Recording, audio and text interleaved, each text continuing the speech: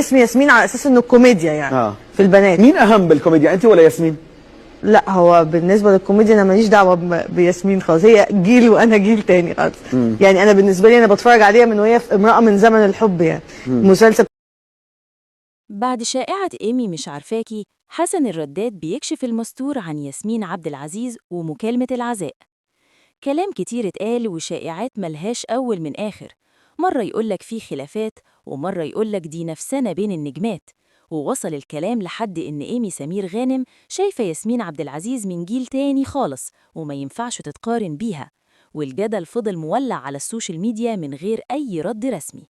النهاردة النجم حسن الرداد قرر يحط النقط على الحروف ويخرج عن صمته ويكشف حقيقة اللي بيحصل بينه وبين ياسمين عبد العزيز، وكمان يرد بشكل مباشر على الكلام اللي بيتقال عن إيمي سمير غانم.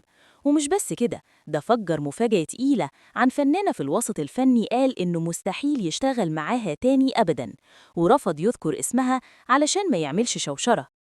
حسن الرداد اتسأل سؤال شاغل الناس كلها: ليه ما بقيناش نشوفك مع ياسمين عبد العزيز، وهل فعلا في مشاكل؟ الرد كان واضح وصريح، وقال إن كل الكلام ده فنكوش، وأكد إنه اشتغل مع ياسمين في فيلمين وبيعتبرهم من أنجح وأهم التجارب في مشواره، ولو جاله ورق كويس يجمعهم تاني هيوافق فوراً ومن غير أي تردد. يعني باختصار مفيش أي خلاف، وغياب التعاون سببه النص مش الشخص. نيجي بقى للكلام اللي اتقال عن إيمي سمير غانم. حسن الرداد هنا كشف جانب إنساني وقال إن العلاقة بينهم عشرة ومواقف مش مجرد شغل، وأكد إن وقت تعب ياسمين عبد العزيز كان دايماً بيطمن عليها، وفي المقابل وقت الأزمة الكبيرة اللي مرت بيها عيلة غانم بعد وفاة سمير غانم ودلال عبد العزيز، ياسمين عبد العزيز كانت أول واحدة تتصل وتعزي وتقف جنبهم. وده أكبر رد على أي كلام عن نفسنا أو عدم اعتراف بالنجومية.